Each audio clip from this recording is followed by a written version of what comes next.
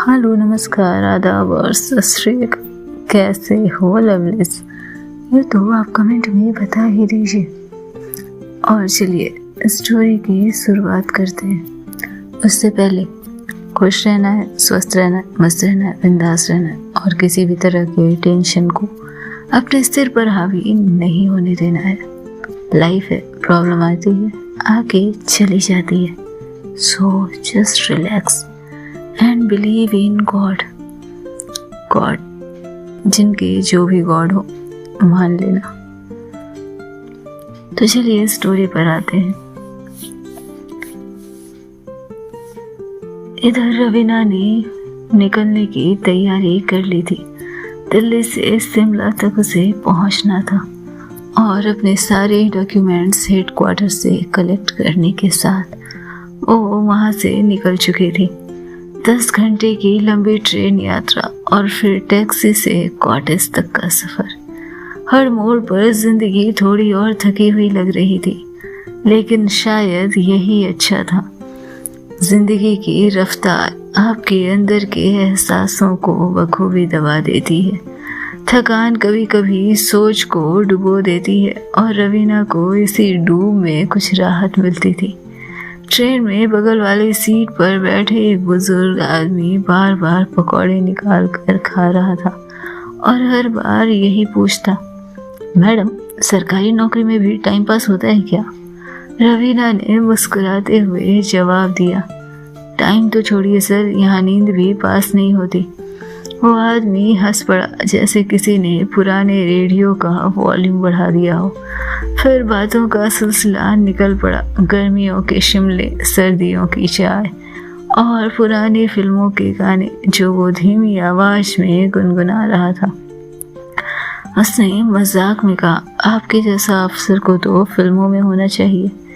रवीना ने खिड़की के बाहर झांकते हुए जवाब दिया, वैसे अभी के हालात में तो फिल्मी विलन भी कम लगते हैं सर। आप कहाँ मुझे फिल्मों में जाने की सलाह दे रहे हैं?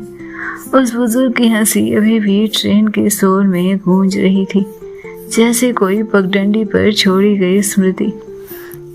11:42 हो चुके थे। टैक्सी अब सामने खड़ी थी। ट्रेन से उतरते रवीना टैक्सी में बैठती है और एक संकरी सड़क पर चढ़ते हुए एक लकड़ी के पुराने कॉटेज के सामने जाकर टैक्सी रुक गई। दरवाजे पर पीले बल्ब की रोशनी में एक दुबली पतली बुजुर्ग महिला खड़ी थी, कम्बल ओढ़े, आंखों में सवाल लिए। रवीना सिंह जी, आप अम्मा हैं? और कौन होगा? आधी रात में कोई यहाँ फिल्म स्टार तो आएगा नहीं। अम्मा मुस्कुरा दी। कॉटेज पुराना था लेकिन साफ, वैसे पुरानी किताबों की तरह जिसके पन्ने में स्मृतियां धूल की तरह बसती हो। लकड़ी की दीवारों से हल्की सी ठंड चुपचाप भीतर आ रही थी। आपका कमरा ऊपर है, बाथरूम गर्म पानी वाला है। और चाय? हाँ माँ, चाय पिला दीजिए। ट्रेन में पी तो थी लेकिन वहाँ पत्तियाँ नहीं, जैसे पानी की बाढ़ थी। अम्मा ने हल्की सी हंसी में कहा, यहाँ की चाय में नींद भी घुल जाती है बेटा, अभी बनाकर लाती हूँ। और इसके साथ ही रवीना को फ्रेश होते 12-15 हो चुके थे। रात तेजी से गहरा रही थी।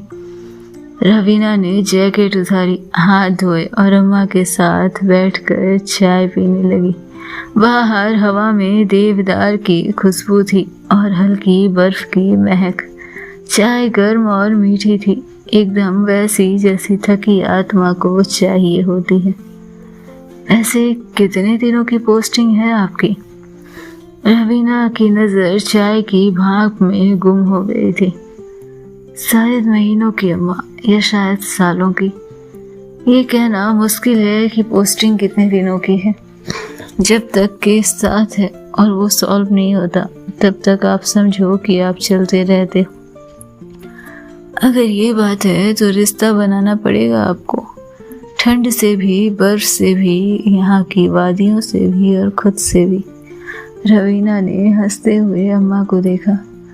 अम्मा, मैं रिश्ते नहीं बनाती, रिश्ते बोझ होते हैं। कंधे पर बैठते तो हैं फिक्र का नाम लेकर, लेकिन सिर पर चढ़कर तांडव ही करते हैं। मुझे तो इन सब से दूर रहना ही पसंद है। अम्मा उसे गौर से देखती है। इस अफसर की बातों में जो कुछ था वो अम्मा बखूबी महसूस कर पा रही थी। जैसे वो अपनी चाय की चुस्की लेती हुई खड़ी होती है और किचन की तरफ जाते हुए उसके सर पर हल्का सा हाथ फेरती है।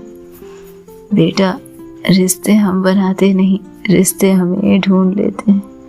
और अगर तुम्हारी किस्मत में हुआ तो शिमला में भी कोई रिश्ता तुम्हें ढूंढ ही लेगा। और इतना कहकर अम्मा चुपचाप चली गई। आज सालों बाद रवीना को अपने माथे पर किसी बुजुर्ग हाथ का स्पर्श मिला था। शरीर सिहर गया था उसका। थकान मानो अब कह रही हो कि जा और सो जा। रवीना मुस्कुराती है और खिड़की से बाहर देखती है। नहीं अम्मा, मैं रिश्ते छोड़ने में यकीन रखती हूँ। कोई रिश्ता इतना गहरा नहीं हो सकता कि रवीना सिंह को पकड़ ले। यूं ही रात के 1 बज गए थे। अम्मा ने दाल चावल गर्म किया। साधारण सी सब्जी, लेकिन स्वाद में अपनापन था। रवीना ने अकेली छत पर बैठकर खाना खाया। दूर किसी कुत्ते की भौंकने की आवाज और पत्तियों की सरसराहट। पहाड़ की रात चुपचाप बातें कर रही थी। फिर नीचे आई, खुद ही चाय बनाई। एक मग में भाप भरी और कॉटेज की बालकनी में जाकर बैठ गई। कहते हैं शरीर जब अधिक थका हो तो आंखों की नींद भी बोझिल हो जाती है। रवीना की आंखों से नींद जैसे गायब थी। ठंडी हवा गालों से टकरा रही थी, सख्त और सच्ची। रवीना ने आसमान की तरफ देखा और फिर खुद से पूछा, कहाँ आई हूँ मैं और क्यों? इस जगह लाने का कारण क्या है? आप मुझे जवाब दे सकते हो तो दे दो, वरना तो मैं यूं ही भटकती रहूंगी। एक आपके ही जवाब पर यकीन करती हूँ मैं। शायद जवाब हवा के साथ ही आता, या शायद किसी और के साथ। लेकिन वहीं बैठी बैठी वो चाय में गुम हो जाती है और कुछ देर के बाद जाकर बिस्तर पर लेट जाती है। कुछ पल की करवटें, मन बेचैनी से भरा, जैसे ये जगह उसके अंदर बहुत कुछ बदलने वाला हो। ये एहसास जैसे रवीना अब रवीना नहीं रहने वाली हो। लेकिन बेचैनी के बीच भी नींद ने जगह बना ली और जाने कब उसे नींद आ गई। सुबह 6:03 हो चुके थे। कॉटेज की खिड़की से दिखता हुआ नीला आसमान। रवीना की नींद किसी अलार्म से नहीं, बल्कि एक पहाड़ी औरत के गुनगुनाते गाने से खुली। आंखें खुली तो कुछ सेकंड तक उसे समझ ही नहीं आया कि वो दिल्ली में नहीं है। कमरे में लकड़ी की छत थी। खिड़की पर सफेद पर्दे नर्म हवा में हिल रहे थे। ठंडी सांसें अब भी कमरे में घूम रही थी। उसने कम्बल से हाथ बाहर निकाला और करवट बदलते हुए मोबाइल उठाया। कोई मैसेज नहीं। दिल्ली में सुबह का मतलब था शोर, फोन कॉल्स और पुलिस वायरलेस की आवाजें। पर यहाँ तो सुबह भी खामोश होती थी और शांति से भरी हुई, और खामोशी जैसे डसने का काम करती थी रवीना को। 6:45 हो चुके थे। रवीना जब नीचे आई, अम्मा पहले से ही जाग चुकी थी। रसोई से चाय की महक आ रही थी और बाहर से आती धूप रसोई के टेबल पर फैल रही थी। अम्मा ने यूं ही पूछा, नींद आई थी? आ गई थी, शायद थकावट जीत गई कल। अम्मा मुस्कुरा दी। आहा, यहाँ की हवा में सुकून है, और जब कोई बहुत चोट लगा दिल उस सुकून भरी हवा को महसूस करता है तो उसे जिस चीज की जरूरत होती है वो मिल ही जाती है। पहाड़ हमेशा नया जीवन देता है बच्चा। अम्मा मुस्कुरा रही थी और इसके साथ ही रवीना कहती है, अम्मा आप हमेशा ऐसी बातें करती हैं। अम्मा मुस्कुरा कर कहती, नहीं, हमेशा कोई बात करने के लिए होता कहाँ है, बस कभी कभी जब कोई इस तरह से टूटा हारा थका हो तो बातें निकल जाती है। यहाँ सब थके हुए ही आते हैं बेटी, जो थका नहीं वो यहाँ नहीं रुक पाता। रवीना चुप रही, लेकिन दिल के किसी कोने में ये बात बैठ गई थी कि जो थका नहीं वो पहाड़ों पर तो नहीं रह सकता। सुबह के 7:30 हो चुके थे। नाश्ते के बाद रवीना अपनी भारी जैकेट पहनकर बाहर निकली जीप लेने। उसे अगले 2 महीने तक शिमला और आसपास की एक इन्वेस्टिगेशन ड्यूटी पर रहना था, लेकिन आज का दिन खाली था। सड़कें शांत थी, दुकानें आधी खुली, कुछ बच्चे स्कूल जा रहे थे, हवा में कई रंग थे। और फिर एक मोड़ पर एक छोटी सी भीड़ दिखी। कोई स्टॉल था शायद, रंग बिरंगे पोस्ट कार्ड और पेंटिंग। और इसी बीच दूर घूमी एक बंदी, उसके सामने लोग, कोई हाथ तो कोई कागज फैलाए खड़ा था, जैसे शिमला पर हुकूमत करने वाली हस्ती हो ये, और लोग उसके ऑटोग्राफ के लिए मरे जा रहे हों। रवीना ने देखा हल्के भूरे स्वेटर में कोई लड़की पोस्ट कार्ड पर साइन कर रही थी। उसके बाल खुले हुए थे, होठ पर एक मुस्कुराहट। आवाज दूर थी लेकिन हंसी पास तक सुनाई दी।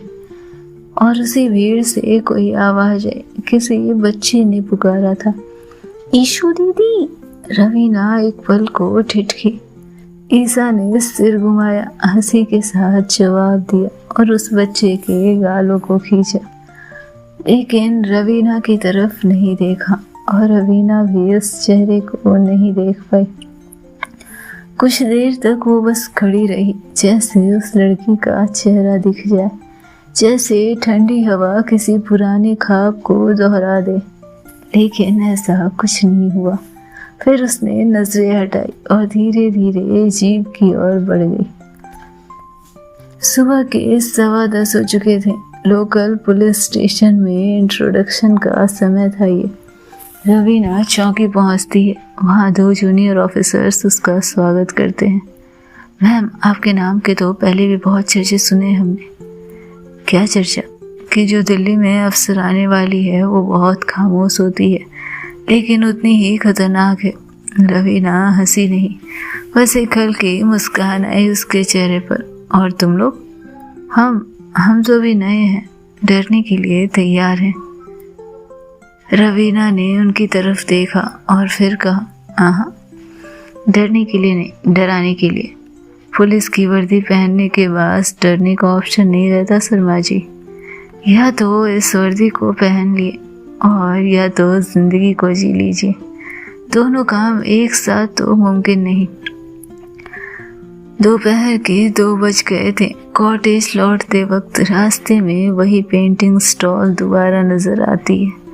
इस बार बच्चों की भीड़ थी और वो लड़की उन सबको सिखा रही थी कैसे छोटे कैनवस पर पेड़ बनाना है। रवीना ने फिर से जीप धीमी कर ली।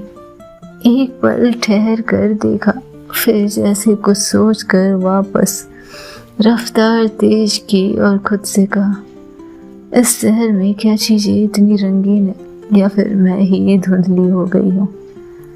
सवाल कई थे। आज इस शहर में घूमते हुए उसे एहसास हुआ था कि जीवन के काफी कुछ पीछे छोड़ आई थी वो। शाम के 4:20 का समय। ठंडी हवा रवीना के कोट में घुसकर पीठ तक सरक रही थी। एक लोकल कांस्टेबल ने उससे कहा, अगर आपको शांति चाहिए मैम, तो कैफे कॉन्टेस्ट में चले जाइए। वो जगह शोर से बिल्कुल अलग है, और चाय का तो क्या ही कहना। रवीना ने ज़्यादा ध्यान नहीं दिया था उस वक्त, लेकिन अब जब उस ढलान वाली गली के अंत में एक छोटी लकड़ी का बोर्ड दिखा, कैफे कॉन्स्टेंस, तो कुछ था उस नाव में जिसने उसकी चाल धीमी कर दी। वो उतरती है और धीरे कदमों से आगे बढ़ती है। हवा जैसे उस ओर खींच रही थी उसे।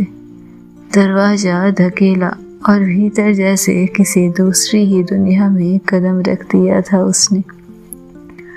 अंदर हल्की जैज म्यूजिक चल रही थी। लकड़ी की टेबल पर रंगीन कैंडल जले हुए थे।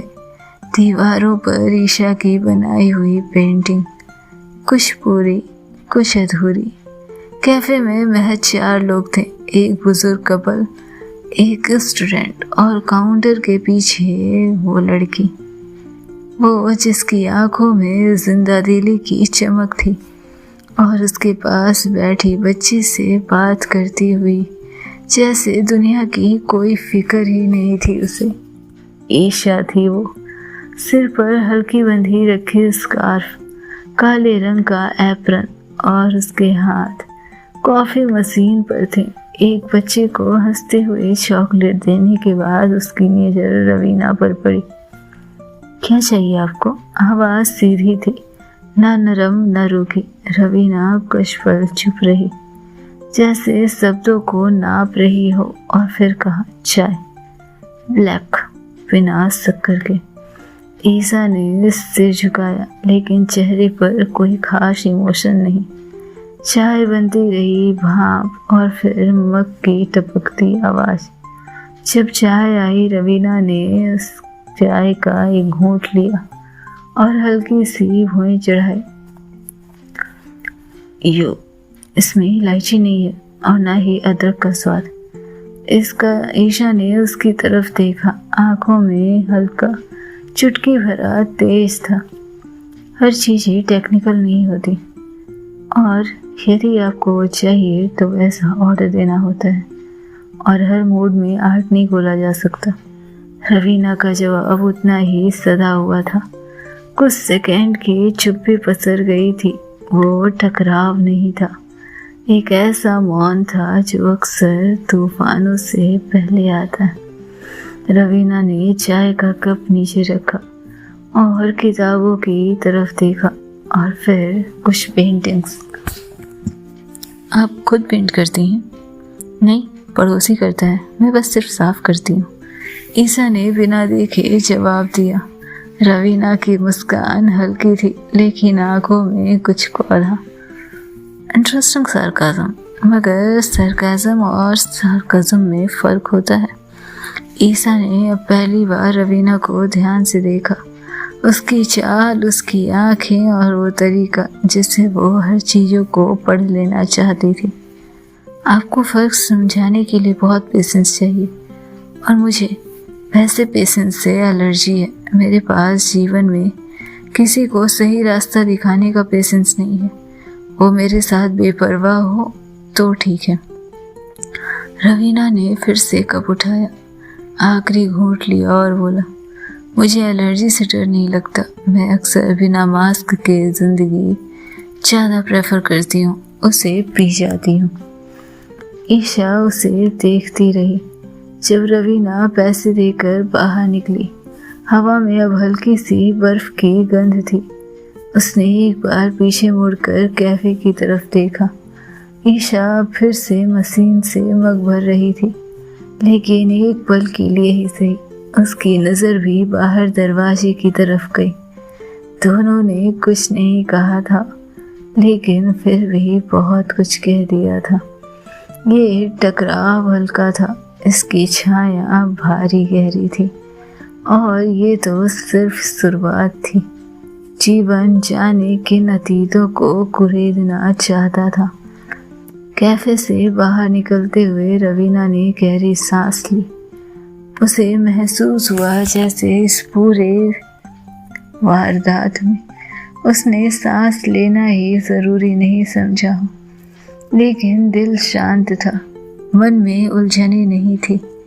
कुछ था, कुछ ऐसा जो उसे और इस जगह से जोड़ रहा था, इस जगह को अपनाने की जिद कर रहा था। शाम के 4:15 हो चुके थे। शिमला की एक छोटी ढलानदार गली, और वहाँ ठंडी हवा में घूमती रवीना पहाड़ों से पत्तों से जैसे बातें कर रही थी, और उन बातों में तलखी थी, नाराजगी थी। जीवन के कई अधूरे साल के पुराने जख्म थे जो उसकी आंखों में उभर आए थे। वो हाथ बढ़ाती है जैसे उम्मीद कर रही थी कि कोई थाम ले, लेकिन हाथ खाली ही रह जाते हैं। और अचानक से आँख से एक बूंद टपक पड़ती है, लेकिन बूंद आँख से नीचे गिरती। इससे पहले रवीना ने फिर से उसे आंखों में भर लिया था। इतनी आसानी से तो वो यहाँ जिंदगी को नहीं जीतने दे सकती थी। सालों से की गई वो तपस्या इन एहसासों को इतनी आसानी से तो नहीं पिघला सकती थी। क्या होना था आगे, क्या बदलना था, क्या बनना था, जानने के लिए सुनते रहें नेक्स्ट एपिसोड।